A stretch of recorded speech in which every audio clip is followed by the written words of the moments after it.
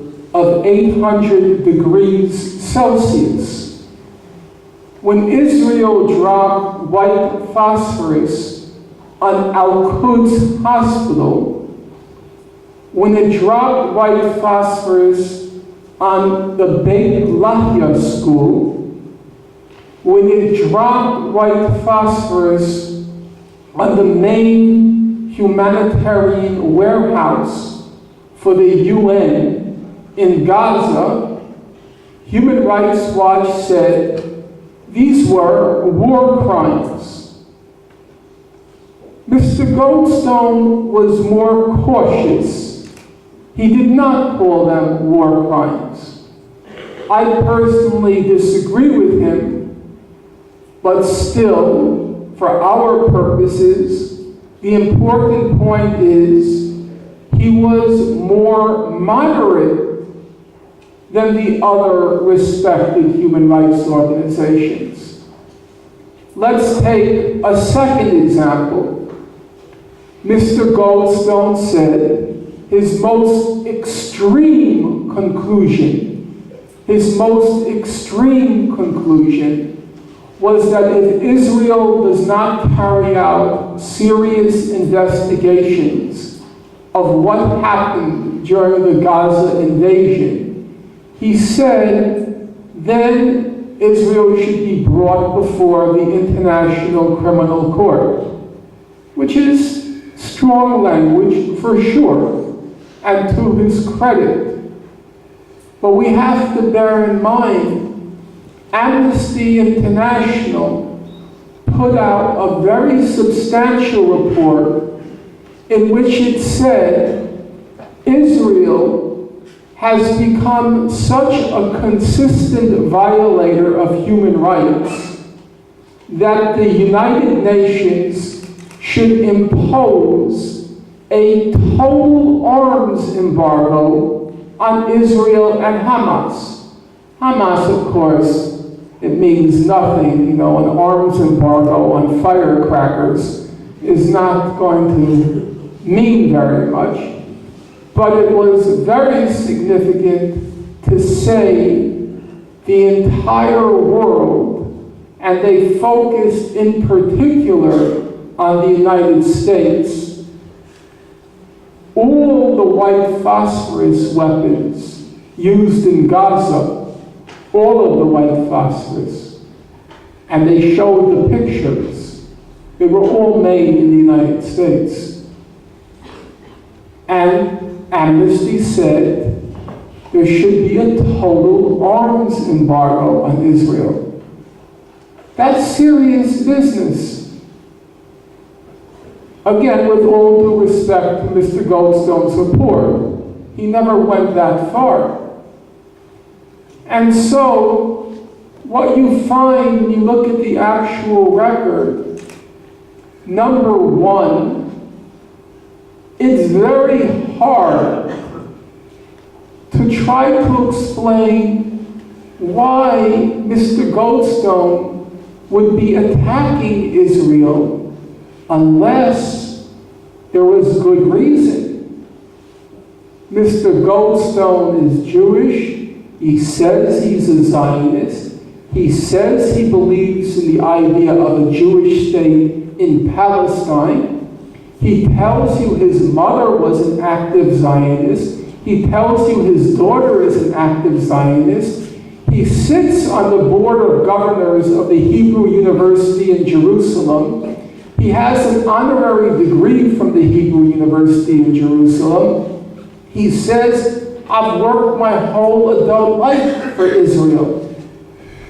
So just on its face, it would seem weird that Mr. Goldstone would be criticizing Israel unless there were very good grounds to criticize Israel.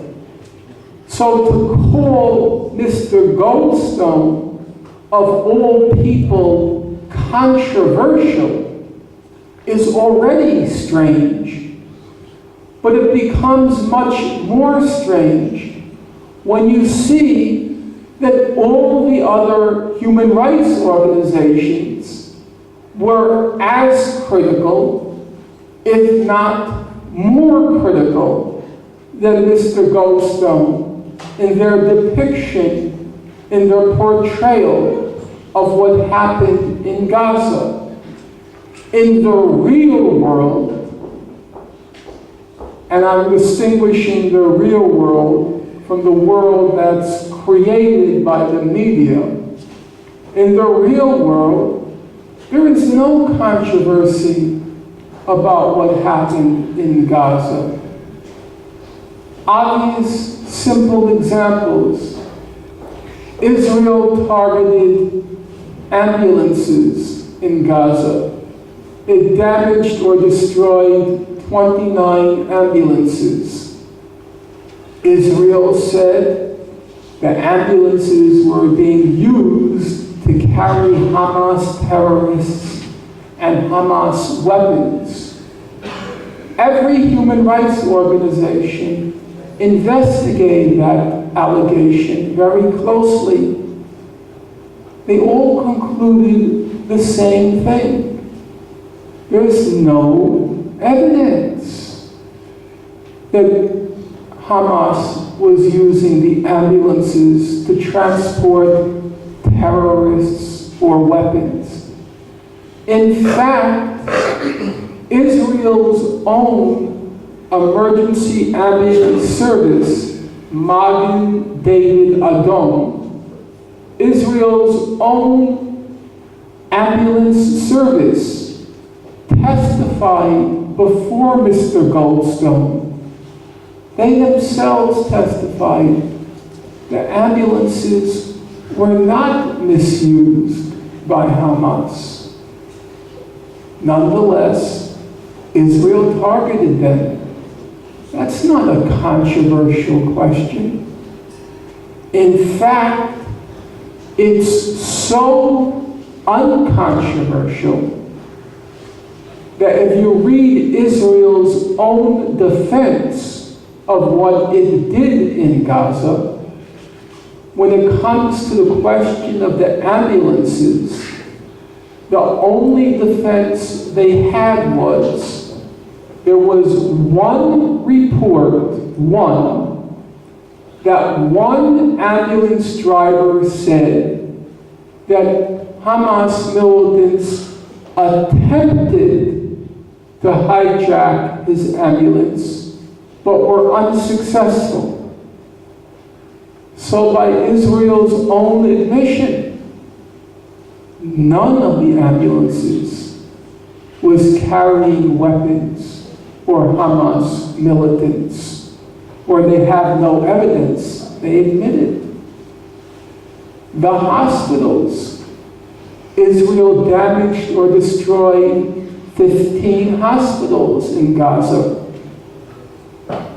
Israel said there were Hamas militants hiding in the hospitals.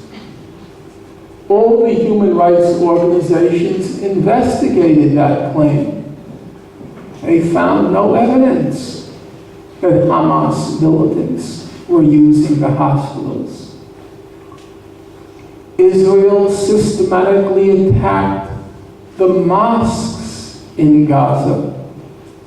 That's a pretty awful thing to do, to attack the sacred houses of worship of a religion. Well, Israel said there were weapons stored in those mosques. On its face, it would mean Hamas was very stupid, because the mosques were under surveillance all the time by the Israelis. Why would you store weapons which were very scarce? Hamas did not have a very big arsenal, as became clear during those 22 days. Why would you store them in a place that's being constantly watched by Israel, when there were places where it was much easier to hide the weapons? But then there was another problem that arose.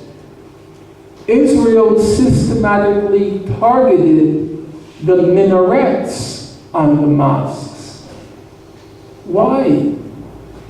The minarets are very narrow, and so it was impossible for Palestinian militants to climb them and use them for surveillance. They also do not have stairs.